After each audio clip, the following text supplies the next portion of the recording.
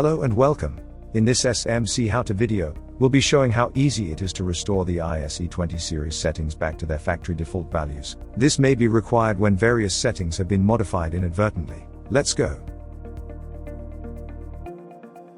Here we see an ISE20 that has been changed from default settings so that the screen display color is green with no output on.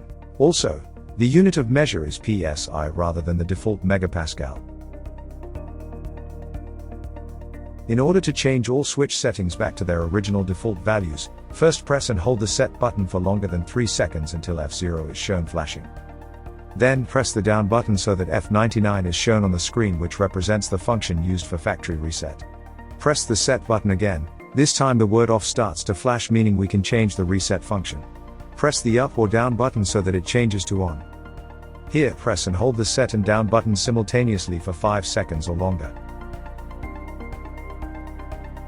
Press and hold the set button again for 2 seconds to return the display to measurement mode.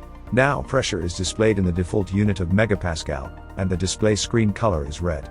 And that's it. You've seen how to reset the ISE20 series. Take a look at our other SMC's how-to videos to see how easy it is to configure some of the most common switch functions.